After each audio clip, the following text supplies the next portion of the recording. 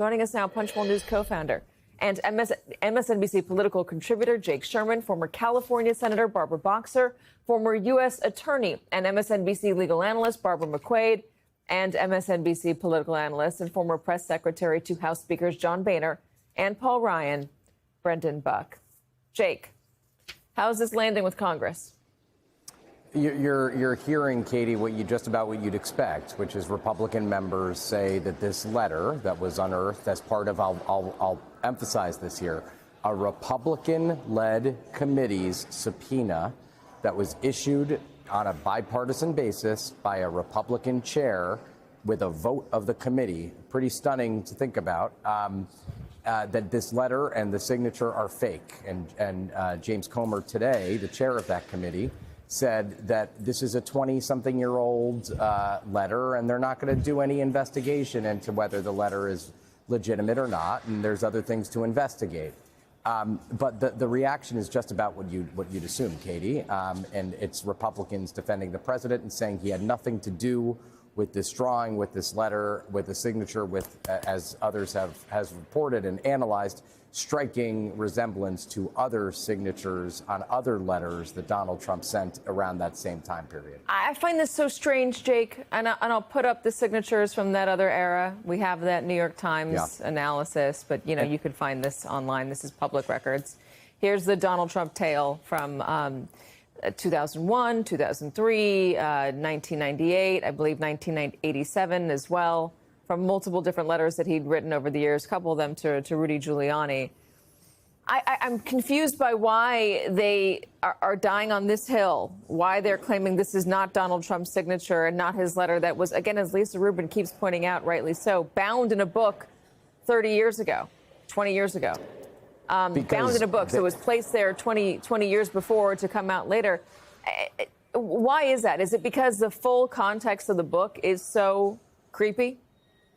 I would assume that would be the reason, and I would also assume that they just don't want to get crosswise with the president, who has now, you know, as we know, sued Rupert Murdoch and the Wall Street Journal for intimating that this image, this letter, was his. But again, let's reiterate. This letter came from the Epstein estate, not from the Justice Department, not from the FBI, not from any governmental entities where they could say a deep state was involved in planting this. This came from the Epstein estate, from, again, a Republican committee. And I'll just say this. If the shoe were on the other foot, and this was a Democratic president, and the entire Democratic Party was rushing to defend this, the Republican leadership would say it doesn't pass the straight face test. And that's the same with so many other issues that have happened during Trump's presidency with this House and Senate Republican leadership. And I'll also add this, Katie, they clearly don't want to be talking about this.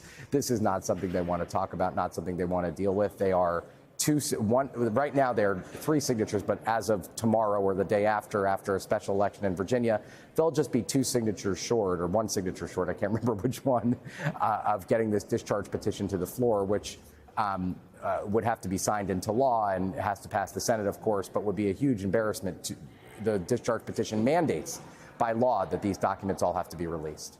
Yeah, so it's interesting that they're not wanting to talk about this, Brendan. This is something that a lot of them campaigned on. Republican Party campaigned on. Donald Trump's allies campaigned on. Donald Trump himself, to an extent, campaigned on. We're going to show you the Epstein files. We're going to show you everything. The Democrats are hiding it. And now this is something they suddenly don't want to talk about? Great conflict here in that they don't want to talk about it, but as Jake points out, it's their own committee chairman that unearthed this. I really don't know exactly what James Comer's plan is. Now, if James Comer wants to be the person who gets to the bottom of how Jeffrey Epstein got a sweetheart deal, that's great.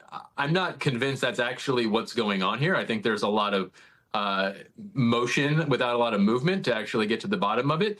But at some point, Donald Trump, I think, is going to lose his patience with the fact that it is his own party that is embarrassing him at this moment. Donald Trump, we know, doesn't want to talk about this. That's why Republicans aren't talking about it. Donald Trump's response is, this is fake. So that's the answer that every one of these people is going to give. It's fake. Does that pass a straight face test? Of course not.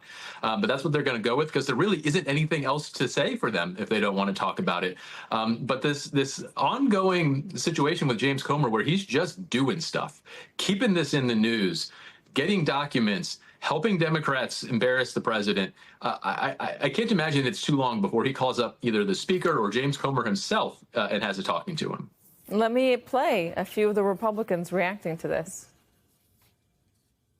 I think there's a dispute about whether that's really a signature. So, I mean, I think right now it's just going to be argued back and forth. None of the victims nor their attorneys were saying anything about, oh, look up this birthday card to see if it's legit or not. The president says it's not. I take the president's word. Well, clearly the birthday note from President Trump is a fallacy. It's just not true. And that's a leftist talking point. It's horrible. All right, Barbara, I'll give that one to you. Barbara Boxer. Well, thank you. Look, with all due respect to my friends who spoke before, this isn't left and right. This is right and wrong. And I think we're seeing a new definition of evil as we look at what happened to these children as told by them now as grown-ups, women who are strong and together. And I believe this birthday book is not just a smoking gun. I think it's a 5-alarm fire for Donald Trump. And why do I say that? Because he's lying about it.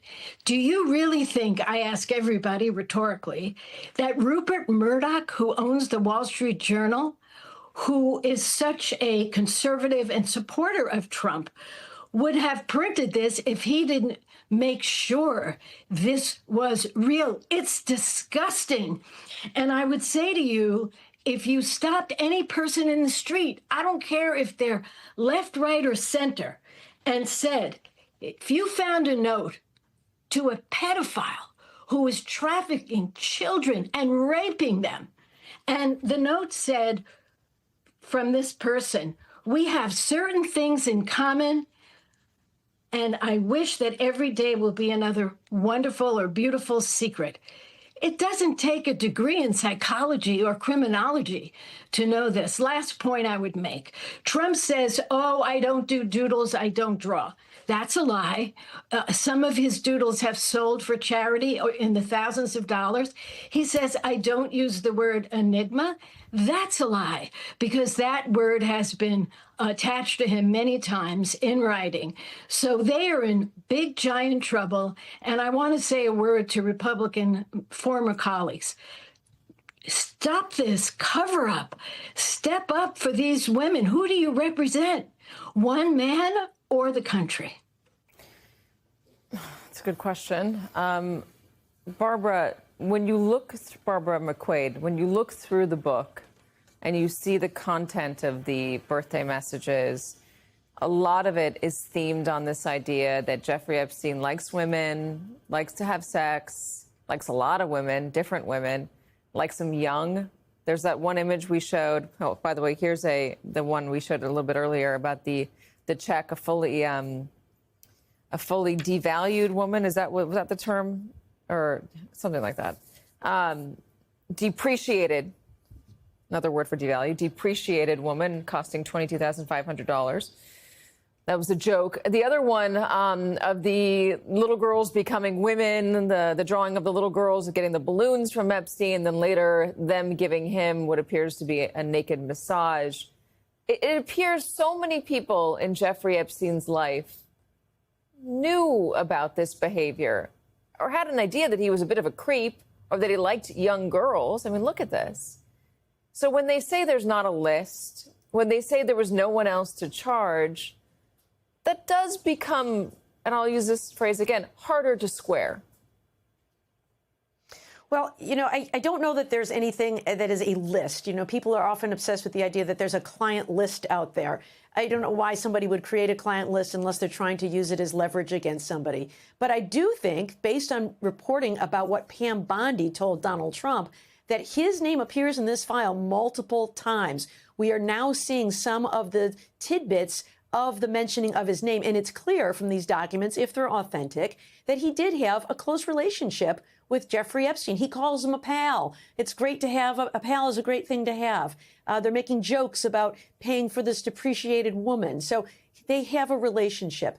And, some of these documents, DOJ is going to try to protect the survivors and to protect people for whom there was insufficient evidence to charge. But you know who has the ability to release every piece of paper related to him right now is Donald Trump. If he wants to clear up this scandal and say, let's all move on because there's nothing to see here, then he should say to the Justice Department, please release every document, image, recording, message that includes my name or my identity. That would be a way to clear it up. And he's not doing that. Why is he not doing that? It appears a reasonable conclusion is because he has something to hide.